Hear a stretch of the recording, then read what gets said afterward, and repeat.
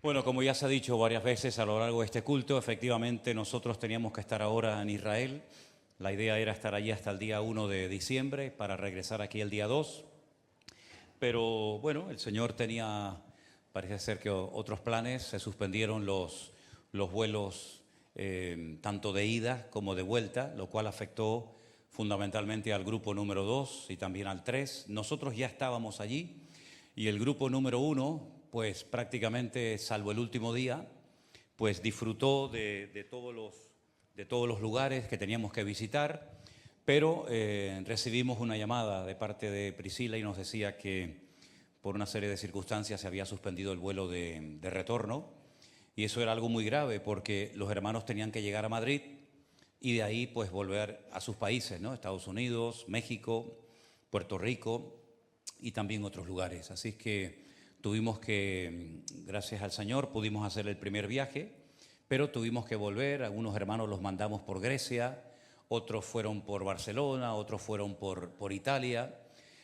Y gracias al Señor, pues pudimos sacar a todo el primer grupo, pero la pena fue esa, que el segundo grupo tendrá que esperar. Creo que Alberto lleva 4 veces esperando, si no recuerdo mal, ¿no? Ya van 3. Bueno, pues a la cuarta. A la cuarta. Así son las cosas del Señor. Minutos antes de comenzar el culto, mientras estaba arriba orando un rato, me escribió una persona de Israel con el cual tengo mucho contacto, y Estados Unidos acaba de hacer una declaración de que apoya la construcción del tercer templo de una forma inmediata. Así es que, bueno, sabíamos que de un momento a otro se iba a dar, pero Estados Unidos dice que respalda 100% la reconstrucción del tercer templo, lo cual significa que vamos a vivir tiempos muy interesantes en los próximos meses y seguramente en los próximos años. Todo el mundo está expectante por lo que el nuevo presidente de los Estados Unidos va a hacer, el señor Trump. Yo no tengo ninguna confianza en los hombres, me da igual si es Trump, Trin o Trump. Yo mi confianza la tengo puesta única y exclusivamente en el Señor, pero no cabe la menor duda de que vamos a vivir los próximos 4 años de una manera muy intensa, muy interesantes, y cosas que hemos predicado durante muchísimos años, pues las vamos a ver tarde o temprano que se cumplen, ¿verdad? Y eso es lo bonito de la Biblia, que lo que leemos se puede comprobar, se puede vivir, se puede experimentar. Pero hay muchas cosas que, ya digo, hemos predicado durante mucho tiempo, que las hemos predicado, bueno, pues porque lo dice la palabra, pero en fe completamente, esperando el fiel cumplimiento de esas promesas. Y creo que el Señor nos va a permitir ver muchas cosas que muchos hermanos nuestros del pasado anhelaron, soñaron con ver, pero que partieron a la presencia del Señor y no vieron el cumplimiento de muchas profecías que nosotros probablemente veamos cómo se van a cumplir. Así que no nos queda más remedio, y no lo digo en un aspecto negativo, sino todo lo contrario, de prepararnos, de velar y de orar, porque los tiempos que se avecinan son muy interesantes, por no decir tiempos difíciles y peligrosos. Pero aquí nos tiene el Señor, y no nos olvidemos de que la Biblia dice que tenemos que ser hasta el último momento de nuestra vida la sal de la tierra y la luz del mundo. Y nunca el mundo ha necesitado más sal, más sabor y más luz que en estos tiempos en los cuales nos ha tocado vivir. Así que vamos a orar un momentito, poner este tiempo en las manos del Señor. Queremos también dar la bienvenida a todos los hermanos que en este momento de diferentes partes del mundo están siguiendo en directo la retransmisión de este culto. Si hay algún problema en la retransmisión, en la imagen o en el sonido, bueno, los que están ahí arriba trabajando lo van a solucionar lo antes posible. Pero pedimos, Señor, que en esta tarde tu palabra pueda llegar con total libertad hasta el último rincón de la tierra, Señor. Sabemos que no solamente estamos aquí, los que estamos aquí presentes, sino que hay mucha gente alrededor del mundo que está siguiendo en este momento y después también lo que aquí se va a compartir en el día de hoy. Señor, toca nuestros corazones, abre nuestros oídos, nuestro entendimiento espiritual, para que podamos, Señor, tener claras las ideas y percatarnos, percibir los tiempos en los cuales nos ha tocado vivir, Señor. Ponemos este tiempo en tus manos, en el nombre bendito de Jesús. Amén y amén. Les quiero llevar al libro de Josué, por favor. En el capítulo 1, ya dije en una ocasión, solamente lo recuerdo, que hay 3 libros en el Antiguo Testamento que empiezan con la misma frase. Aconteció después de la muerte de. En el caso de Josué capítulo 1, dice, aconteció después de la muerte de Moisés. Pero el siguiente libro, el que va a continuación de este, de Josué, que es el libro de Jueces, en el capítulo 1, verso 1, dice exactamente lo mismo, salvo que cambia de personaje. Dice, aconteció después de la muerte de Josué. Y hay un tercer libro que empieza igual, y es segunda de Samuel capítulo 1, verso 1, que dice, aconteció después de la muerte de Saúl. 3 personajes que mueren en 3 épocas diferentes. 3 personas que tuvieron mucho que ver con la historia del pueblo de Israel, Moisés, Josué y el primer rey de Israel que fue Saúl. Pero lo interesante de esto es que a pesar de que Moisés fue un tremendo hombre de Dios, los milagros que ocurrieron a través de su vida fueron únicos e irrepetibles, fueron milagros espectaculares. Fue el libertador del pueblo de Israel después de largos siglos de esclavitud. Lograron por fin salir por medio de Moisés.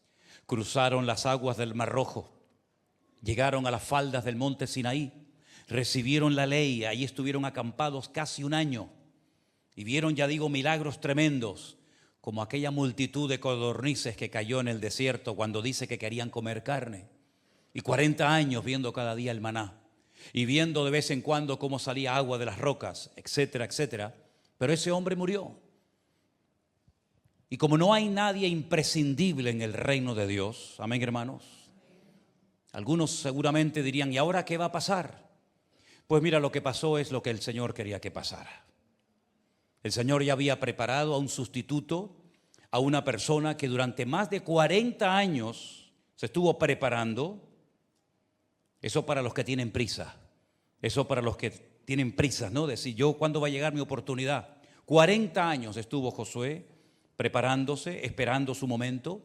Y dice la Biblia, aconteció después de la muerte de Moisés, siervo de Dios, que el Señor le habló a Josué, hijo de Nun, servidor de Moisés, diciendo, mi siervo Moisés ha muerto, ahora pues levántate y pasa este Jordán, tú y todo este pueblo, a la tierra que yo les doy a los hijos de Israel. El pueblo entraba en una nueva etapa, ya habían salido de la esclavitud, ya habían estado 40 largos años en el desierto. Ya había muerto toda aquella generación de hombres que se habían quejado de la tierra prometida. Ya quedaron sepultados en el desierto. Ahora se ha levantado una nueva generación. Hay un nuevo liderazgo. Pero tienen que ser valientes. Tienen que levantarse y cruzar el río Jordán. Ahora, si nosotros observamos un poco la geografía bíblica, nos vamos a dar cuenta de que Israel no entró a la tierra prometida desde el sur, sino que dio un rodeo y entró por el este, por un lugar que se puede visitar hoy en día que se llama Qasr al-Yahud, un lugar donde siglos más tarde fue limpiado de la lepra nada más y nada menos que un tal Naamán, allí en esas aguas del río Jordán, por donde atravesaron las 12 tribus de Israel. Fue en ese mismo lugar donde además el profeta Elías es arrebatado al cielo en un carro de fuego y se le cae el manto y lo toma Eliseo. Allí ocurrieron cosas realmente extraordinarias. Por esa parte del este fue por donde atravesaron las tribus de Israel.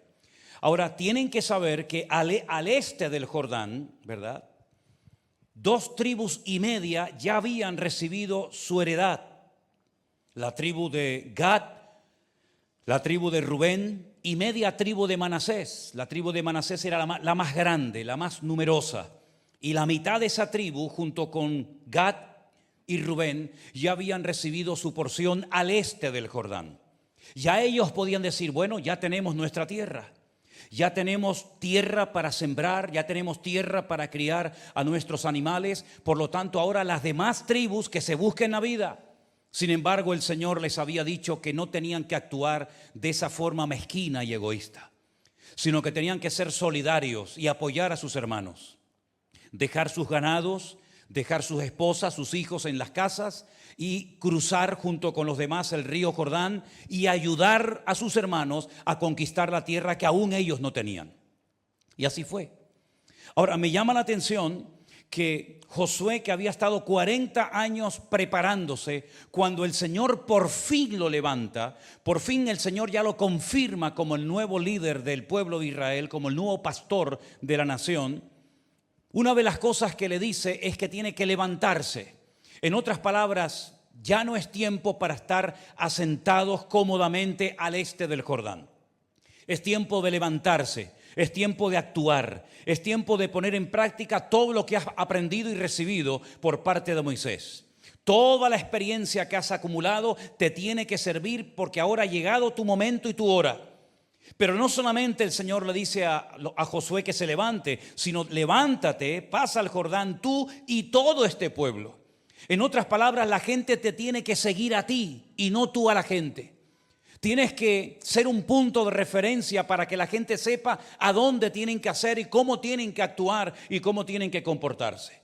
Y Josué tiene que ser valiente, pero recuerden un dato muy significativo. Josué ya no es un jovencito. Josué tiene 80 años de edad. Fue uno de los supervivientes junto con Caleb que logró entrar a la tierra prometida, porque a pesar de que fue uno de los 12 espías que 40 años atrás había mandado Moisés para reconocer la tierra, para explorar el territorio, fue uno junto con Caleb que no se quejó, que no maldijo a la tierra, sino que dijo: el Señor está con nosotros, Dios nos va a usar, Dios nos va a bendecir, y así como nos sacó de Egipto y nos condujo por todo el desierto, ese mismo Dios está con nosotros y nos va a fortalecer y nos va a ayudar. La tierra es difícil, hay gigantes, hay grandes enemigos. Estaban, por ejemplo, los hititas, que fueron los que perfeccionaron la guerra con tanques. Tanques de guerra serían en aquella época los famosos carros, los que habían perfeccionado las armas de hierro y eran profesionales de la guerra. El pueblo de Israel, incluido Josué, seguramente habrán tenido cierto reparo, cierto temor a enfrentarse a esas naciones tremendamente poderosas y probablemente más numerosas que ellos. Pero ellos supieron en todo momento que el amparo del Señor no los había abandonado, que estaba con ellos y ellos iban a poder cruzar, iban a poder tomar posesión de la tierra. Algo que también quiero destacar, aparte de que nadie es imprescindible, y eso nos tiene que quedar lo suficientemente claro, es que cuando Moisés murió, Dios siguió hablando. Es decir, no muere Moisés y la voz de Dios se deja de oír. Al contrario, Dios sigue hablando, Dios sigue dando instrucciones, Dios sigue hablando con sus siervos, porque aunque los hombres desaparezcan, Dios permanece. Moisés fue un hombre grandísimo delante de Dios y delante de los hombres, pero el Señor todavía tenía planes para su pueblo. Y Moisés fue un hombre que Dios lo utilizó para hacer cosas extraordinarias, pero no era el hombre que Dios tenía preparado para la conquista de la tierra de Canaán. Era Josué. Y dice la palabra de Dios que el Señor le dijo: yo os he entregado como lo había dicho a Moisés. Si quieren ver dónde se lo dijo, Deuteronomio capítulo 11, allí se lo dijo el Señor: yo os he entregado todo lugar que pisare la planta de vuestro pie. En otras palabras, Dios no está diciendo por primera vez en la historia a un hombre, en este caso a Josué, que tienen que entrar a tomar posesión de la tierra prometida. No, ya se lo había dicho. Si quieren remontarnos más atrás, a Abraham, posteriormente a Isaac, después a Jacob, también a Moisés y ahora a Josué. En otras palabras, es una promesa que ha ido traspasando de generación en generación. Los padres le transmitieron a sus hijos la enseñanza y estos a los suyos, y así hasta el día de Josué. De tal manera que Josué sabe perfectamente cuáles son los planes de Dios desde el principio de los tiempos. Ellos saben que ese territorio es el territorio que Dios ha decidido en su soberanía entregarles a ellos y a su descendencia. Pero la tierra no está vacía. En la tierra hay 7 naciones, 7 enemigos tremendamente poderosos que tienen que ser expulsados de esa tierra. Sabemos que de esos 7 enemigos solamente uno se rindió y se fue. Todos los demás decidieron quedarse y plantarle cara al pueblo de Israel. Y durante años y años estuvieron peleando hasta que poco a poco fueron conquistando la tierra, pero no la conquistaron toda. Porque si leemos en el versículo 4, el Señor le dice a Josué desde dónde hasta dónde tenían que conquistar la tierra. Y la cruda realidad es que Israel nunca tomó posesión de todos estos territorios. En la época en la que hubieron más territorios sojuzgados, dominados, controlados, colonizados por el pueblo de Israel, fue en la época del rey David. Quitando la época de David, el pueblo de Israel, repito, nunca ha tomado posesión de toda la tierra que a continuación vamos a leer. Versículo 4 dice, desde el desierto. No estamos hablando de la península del Sinaí, porque esa península el Señor no se la dio en heredad perpetua al pueblo de Israel. Estamos hablando del desierto de Arabia. Desde ese desierto, el Líbano, país del cual se está hablando últimamente mucho, cuya capital es Beirut, hasta el gran río Éufrates, que está en Irak, o lo que era antiguamente Babilonia, toda la tierra de los Eteos, que es un sinónimo de los cananeos, hasta el gran mar donde se pone el sol, será vuestro territorio. Es decir, si ustedes pueden imaginarse en la mente, pueden visualizar en vuestras mentes todo el territorio que les prometió el Señor dar a ellos, es realmente increíble. Muchas veces se ha dicho que Israel en la actualidad es tan pequeño que el nombre Israel no cabe dentro del país. Si ustedes ven, por ejemplo, Siria, el país, el nombre de Siria cabe dentro de su territorio. El Líbano exactamente igual, Egipto, Jordania, Arabia, Irak, Irán. Sin embargo, Israel es un país tan estrecho, tan fino y tan cortito que el nombre Israel no cabe dentro de su territorio. Pero ese no es el territorio que el Señor les prometió a ellos. La mala jugada que los ingleses le jugaron a los judíos cuando a espaldas de estos le regalaron todo el país de Moab, que después lo llamaron Jordania por la proximidad al río Jordán, a la familia hashemita, fue una jugada muy sucia, porque ese territorio que se lo habían repartido los ingleses después de la conquista de la Segunda Guerra Mundial, junto con los franceses, ¿verdad?, le correspondía al pueblo de Israel. Pero lo que hicieron fue que le dieron el territorio a los jordanos, y después con lo que quedó quisieron pactar con el pueblo de Israel. Pero algún día, yo no sé si lo veremos, pero algún día todo el territorio de Jordania formará parte del territorio de las fronteras del pueblo de Israel. Y el Líbano también, Irak también y Siria también. Si ustedes ven, por ejemplo, una de las monedas que tienen en Israel, el famoso shekel, ustedes van a ver que ahí aparece todo el territorio que el Señor le prometió dar a los hijos de Israel en perpetua herencia cuando entraran con Josué. Pero no fueron tal vez capaces, no tuvieron el valor, no tuvieron la constancia, la perseverancia, la fe de tomar todo el territorio que el Señor les había prometido. Pero sin embargo el tiempo del verbo, tanto en español como en hebreo, está en pasado. Yo os he entregado, natati.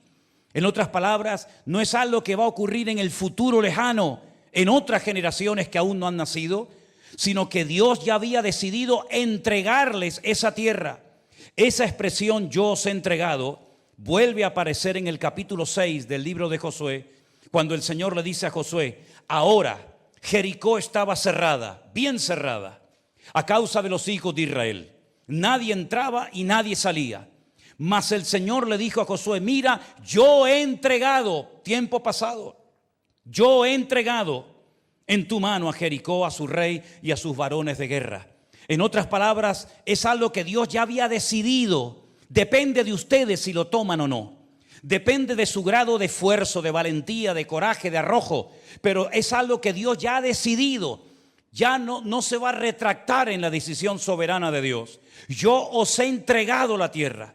Ahora le corresponde a ustedes entrar, pisar, conquistarla y colonizarla. Pero es algo que Dios ya ha decidido de antemano. El instrumento que Dios va a utilizar, como siempre, un instrumento humano, imperfecto, pero al fin y al cabo es el instrumento que Dios iba a utilizar. En este caso, a Josué hijo de Nun. Un hombre con 80 años de edad que ahora recién comienza a estar activo en lo que llamaríamos hoy en día el ministerio. Y por eso el Señor en varias ocasiones le tiene que decir a Josué: esfuérzate y sé valiente. Esfuérzate y sé muy valiente. Porque lo primero que tienes que hacer es levantarte, no acomodarte, no decir, bueno, ya tenemos una tierra preciosa al este del Jordán. Vamos a echar raíces, vamos a criar nuestros hijos, vamos a criar nuestros ganados, vamos a sembrar esta tierra, sino que tienes que aprender a romper cualquier acto de comodidad. Tienes que romper esquemas y tienes que levantarte y atreverte a cruzar el río Jordán. Ahora, la Biblia nos enseña que en esa época el río Jordán estaba muy crecido. Las aguas del Jordán, justamente en esa época en la que ellos tenían que entrar a la tierra prometida, habían crecido de una forma tremenda y las aguas se habían desbordado y era prácticamente imposible cruzar ese río. No había puentes, por supuesto no había barcas. Estamos hablando de más de 1,5 millones, tal vez 2 millones de personas. ¿Cómo van a cruzar mujeres, niños, ancianos, animales, camellos, ovejas? Es imposible. Sin embargo, el Señor le dio una estrategia. Toda persona que quiera servir al Señor nunca tiene que preocuparse por cómo hacer las cosas, sino lo que tienes que hacer es encomienda al Señor tu camino, confía en Él y Él hará. Lo primero que tienen que hacer es una convocatoria a todo el pueblo y establecer un tiempo, establecer un plazo. He visto personas que saben que tienen que orar más, pero dicen, en algún momento de mi vida me tomaré más en serio este tema. He conocido a muchos creyentes que saben que leen poco la Biblia, muy poco, y saben que tienen que hacerlo, dicen, pero algún día, en algún momento, y saben que todos los años, cuando llega el año, principio de año en enero, todo el mundo, mucha gente hace todo tipo de decisiones. ¿Cuántos llevan aprendiendo inglés toda la vida? Y no salen de las 4 palabritas. ¿Cuántos llevan haciendo dieta desde hace 40 años? Y cada año tenés que comprar una talla mayor. ¿Cuántos se han propuesto leer la Biblia desde enero, todo el año, y al final de año decir, me he leído por fin la Biblia entera? Y así hay mucha gente hoy en día que siempre va posponiendo la lectura bíblica, la oración o cualquier otra cosa. El Señor le dice a Josué que tiene que tomar, si me permiten, el toro por los cuernos y establecer un plazo, establecer un tiempo y decir, en este tiempo vamos a alcanzar la tierra.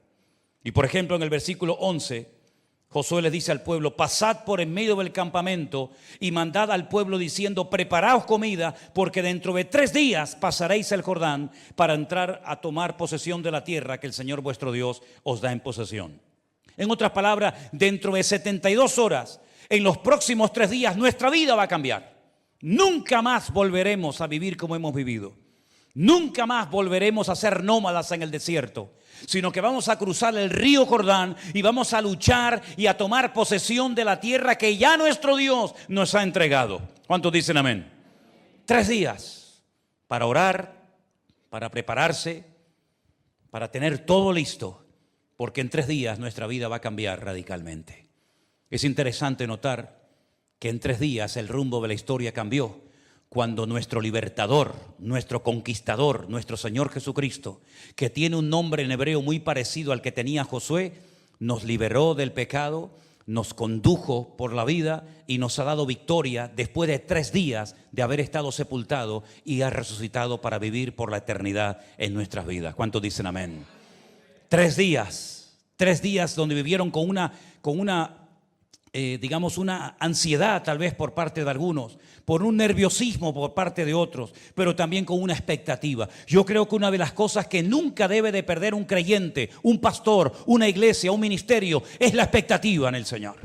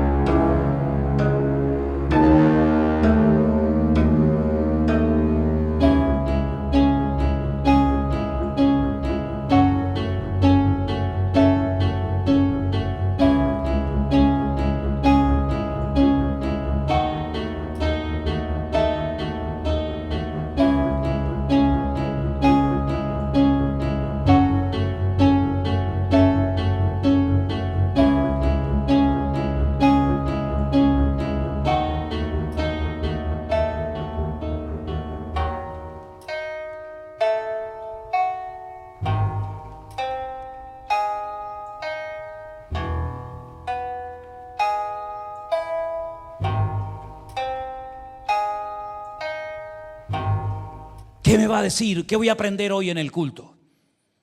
¿Qué nueva lección me va a enseñar el Señor hoy?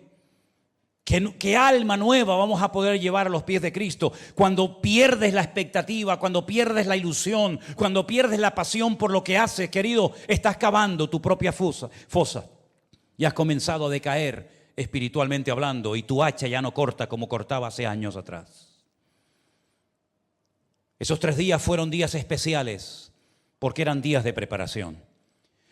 Y yo creo que los días de preparación en nosotros ya han pasado a la historia. Ya es tiempo de acción. Ya es tiempo de levantarnos y conquistar lo que tenemos que conquistar hace mucho tiempo, para que nunca más volvamos a ser esclavos de nada ni de nadie, sino conquistadores y más que vencedores en el nombre de Cristo Jesús. La estrategia del Señor era muy clara. Primero, en primera línea, los sacerdotes, los que portan el arca, los que supuestamente son los más espirituales, los más consagrados, los que saben más de la ley, los que llevan el arca de la alianza. Ellos tienen que ir delante. Y dice la Biblia que la estrategia consistía en que ellos tenían que entrar en las aguas del río Jordán, mojarse las sandalias, mojarse los pies, y en el momento en el que ellos hicieran ese acto, ese paso de fe, automáticamente las aguas que venían de arriba se detendrían. Y el río Jordán se abriría en 2, y a continuación tendrían que pasar todas las tribus de Israel. Y una vez que pasaran todos, hasta el último, el más pequeño, tenían que extraer 12 enormes piedras de la profundidad del río Jordán, colocarlas fuera como un monumento conmemorativo para que recordaran ellos y sus descendientes que allí el Señor hizo un milagro a favor de su pueblo. Y una vez que pasaran todos, el río Jordán se volvería a cerrar y nunca más se volvería a partir. Todo dependía de ese paso de fe, todo dependía de esos sacerdotes que pusieran en práctica la palabra del Señor.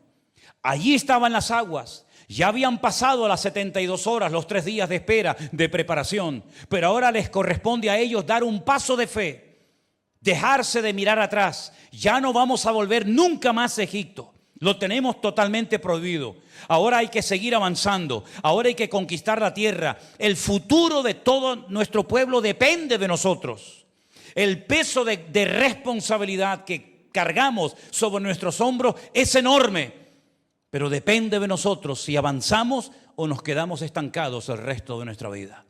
Gracias al Señor, durante los tiempos de Josué, todo el pueblo obedeció.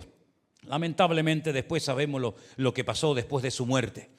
Pero durante el tiempo de Josué, los ancianos, los sacerdotes y el pueblo obedecieron, acataron las leyes, respondieron correctamente a lo que el Señor les decía, y los sacerdotes se la jugaron. Se mojaron las plantas de sus pies y todo el pueblo cruzó por tierra seca.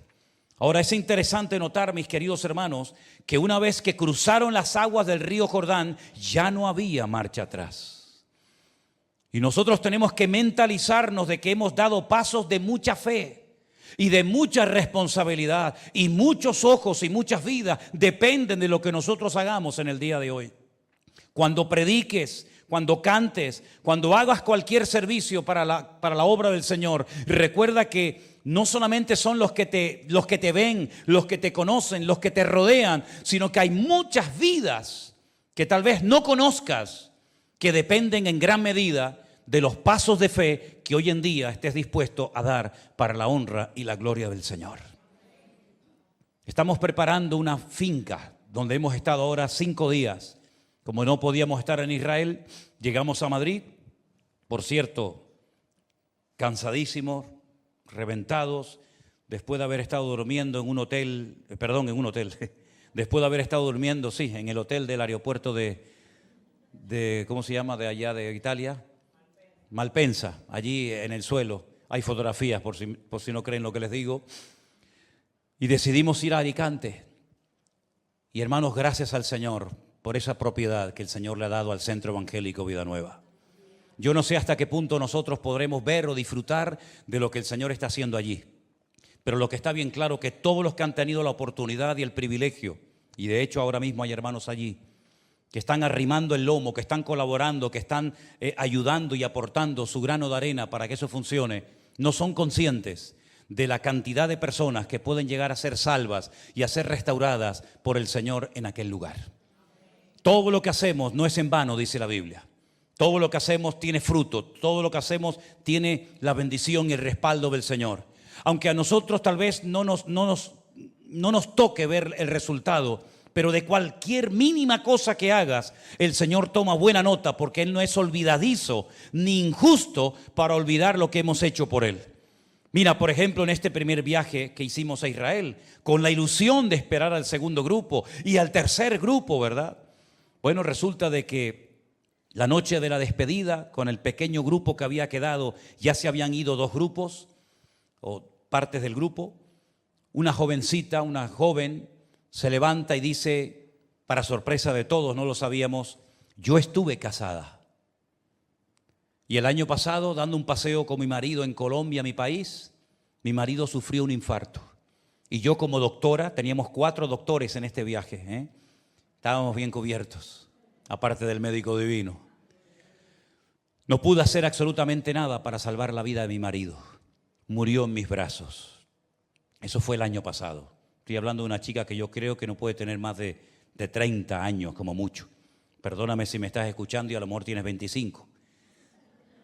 Te metí 5 de golpe, ¿no?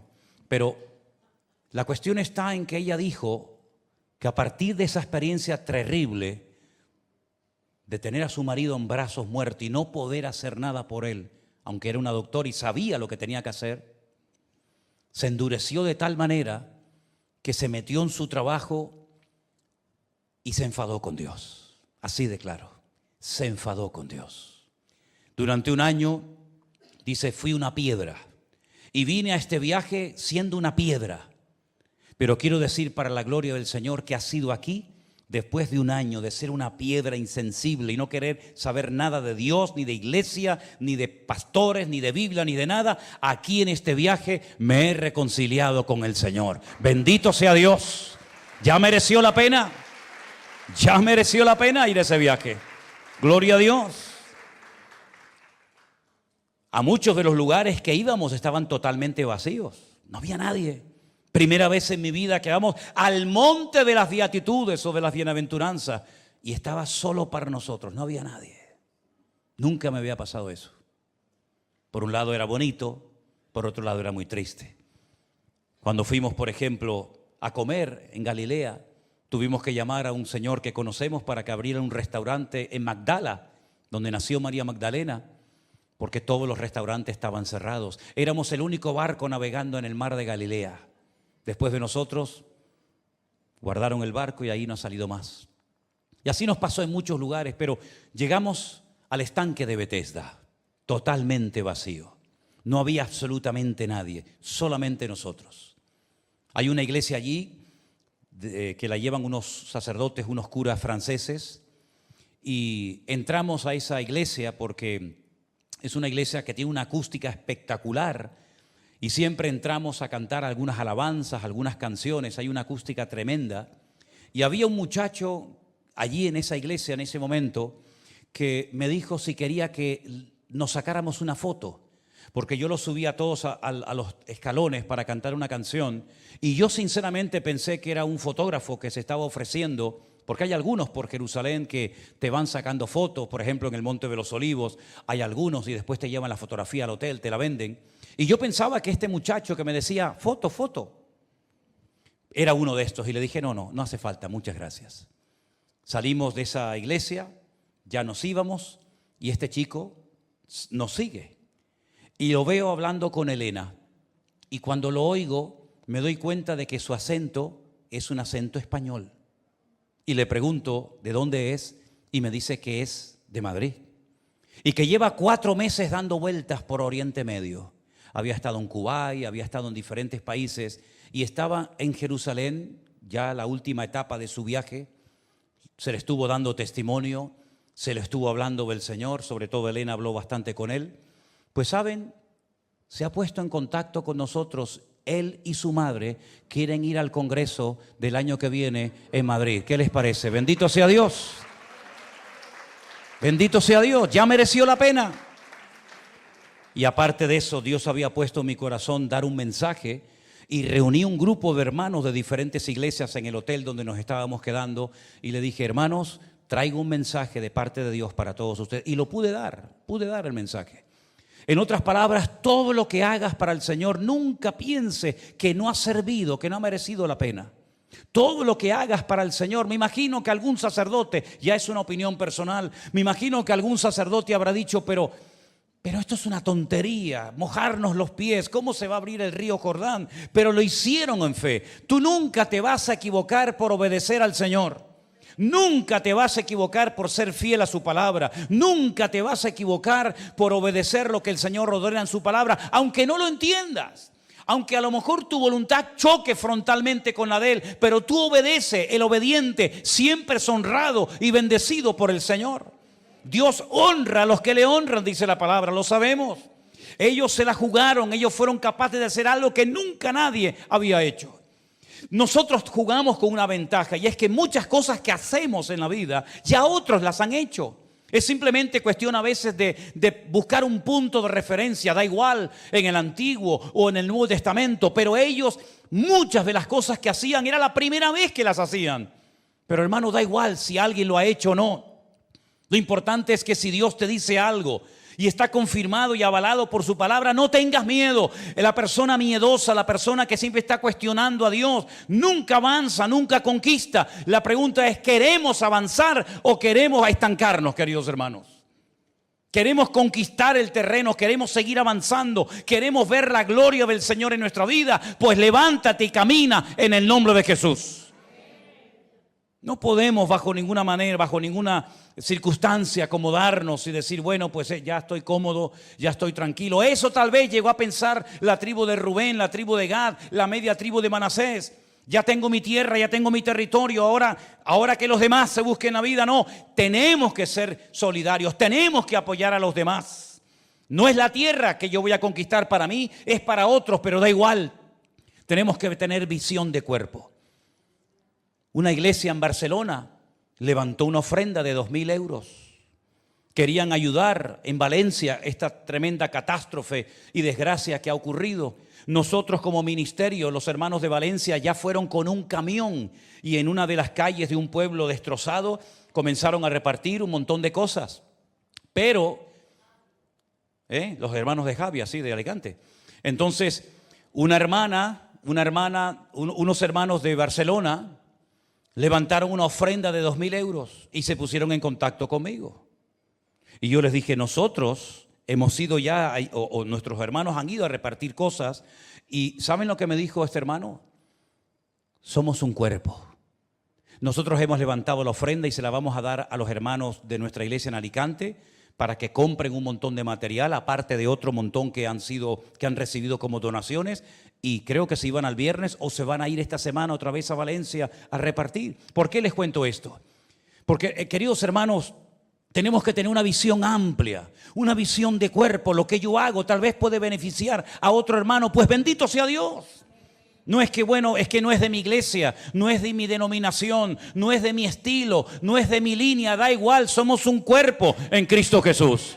Y si tenemos una visión amplia, Dios va a bendecir la iglesia. Y yo creo sinceramente que lo que necesitamos reforzar y enseñar, pero hasta la saciedad, en la escuela dominical, en los cultos de jóvenes, en todas partes, es que tenemos que tener una visión amplia, una visión de cuerpo, donde nos demos cuenta que si un hermano sufre, todos sufrimos. Y si un hermano ríe, todos reímos. Y si un hermano es bendecido, todos somos bendecidos. Y así es como trabajamos, independientemente de que esté con nosotros o esté en otro ministerio. Los sacerdotes tenían que hacer su parte, pero los guerreros también tenían que hacer la suya. ¿Y saben lo que descubrí? ¿Saben lo que leí en el libro de Josué? Que cuando cruzaron el río Jordán, los que tuvieron que meterse los primeros en el río Jordán y mojarse las sandalias para que se abriera el río fueron los sacerdotes. Pero cuando fueron a conquistar la ciudad de Jericó, ya no iban delante los sacerdotes. Ya ellos habían hecho su función. Ya ellos habían hecho su trabajo. Ahora dice que delante iban los guerreros y detrás iban los sacerdotes con el arca. Qué hermoso es saber cuando tengo que ir delante y cuando tengo que ir detrás. Qué hermoso y qué difícil es para algunos saber cuándo tienes que hablar y cuándo tienes que callarte la boca. Qué hermoso es saber cuándo tienes que salir en la foto y cuando tienes que salir desapercibido o no salir.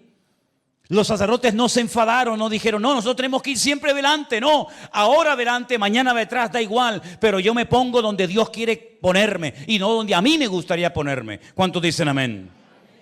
La Biblia nos enseña que conquistaron la tierra. Ya lo creo que la conquistaron. Pero antes tenían que hacer algo muy importante y que también lo cuenta, lo relata el libro de Josué.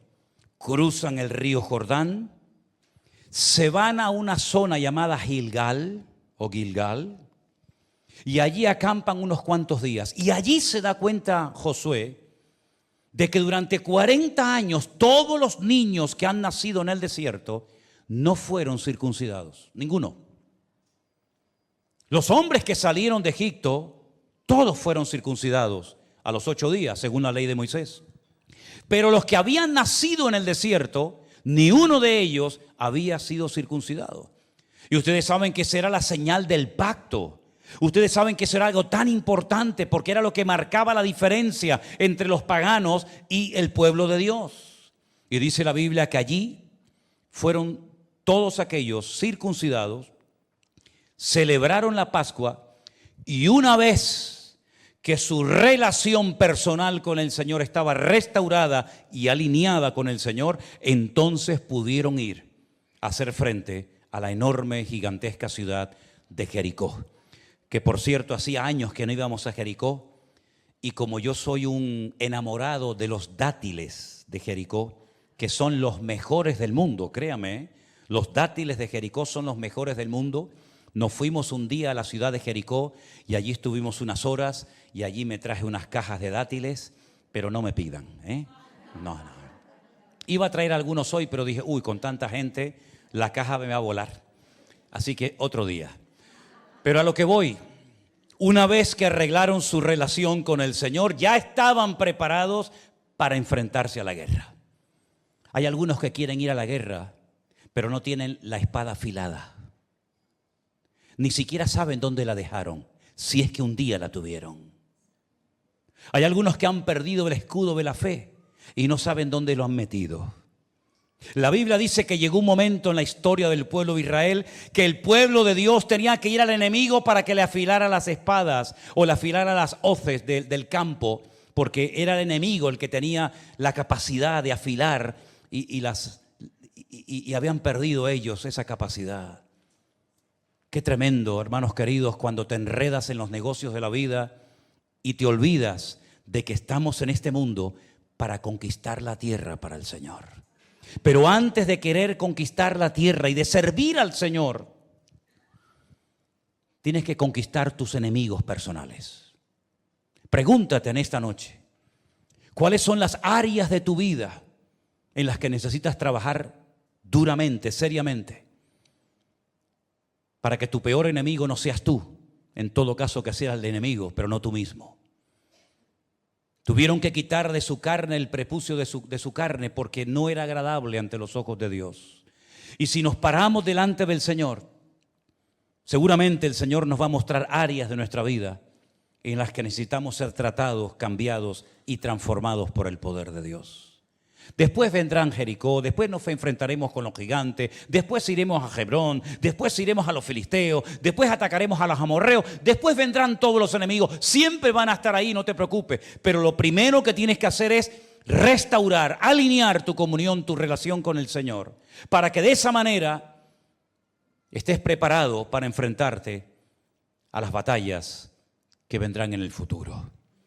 El próximo día, si Dios lo permite, quiero hablar de una mujer que me llama tanto la atención todo lo que en la Biblia habla.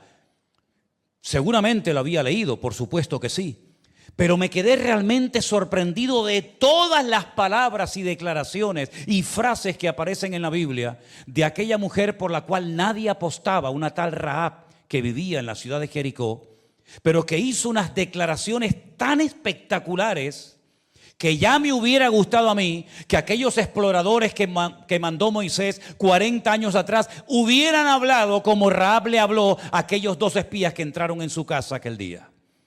Pero eso lo vamos a dejar, Dios mediante, para el próximo día. Lo que quiero terminar en esta tarde es diciendo esto: nadie es imprescindible en la obra, pero no dejes que otro tome tu lugar. Amén, hermanos.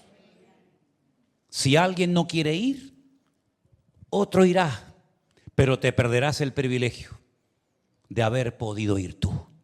Si alguien no quiere dar, otro lo dará, pero te habrás perdido el privilegio de haber sido tú el instrumento para dar o aportar eso que el Señor había puesto en tu corazón y que podías hacer. No dejes que otro tome tu lugar. Pídele al Señor: Señor, yo quiero ser valiente y, como dice aquí, esforzado para ocupar mi lugar, para saber cuál es mi sitio y para que en todo momento tú puedas contar con mi vida. Y si alguien aquí presente piensa que ya es demasiado anciano o viejo o mayor para hacer algo para el Señor, no te confundas, no te olvides que Moisés, cuando comenzó a ser usado por el Señor, tenía más de 80 años. Lo que muchos jóvenes no quisieron hacer, lo tuvo que hacer un hombre de 80 años, porque no había gente valiente y atrevida y osada como lo fue Josué en su momento. Pero ¿sabes por qué fue usado a los 80 años? Porque a los 40 años y a los 30 y a los 20 se preparó para el Señor. Esa es la mejor preparación para la vejez. No un plan de pensiones como algunos piensan o creen. La mejor preparación es preparar en tu juventud, en tu adolescencia, cuando tienes fuerza y capacidad para prepararte, para aprender, para instruir, etcétera, etcétera. Y cuando llegues a una cierta edad, saber que el Señor todavía te puede usar. Tal vez no matando gigantes, porque ya no es el tiempo de matar gigantes, pero sí haciendo otra función, porque en el cuerpo de Cristo nadie es demasiado viejo, ni nadie es demasiado joven para ser usado y bendecido por el Señor. ¿Cuántos dicen amén? Cierren sus ojos en esta tarde. Ahí donde estás, piensa en lo que has oído, reflexiona, medita y pregúntate en esta tarde: ¿quiero ser un esclavo o quiero ser un conquistador, un más que vencedor? Si quieres ser un vencedor en el nombre del Señor, ¿cuáles son los enemigos, las áreas de tu vida con las cuales tienes que enfrentarte? ¿Cuál es tu territorio donde tienes que moverte? El Señor le dijo a Josué: desde hasta. Habrán lugares que son desérticos, duros, difíciles, sin agua, calurosos. Y habrán lugares hermosos como los cedros del Líbano. Pero tanto un lugar como otro es tu territorio. Estarán las playas hermosas del mar grande, donde se pone el sol, las playas hermosas del Mediterráneo y la tierra seca y árida del desierto de Arabia.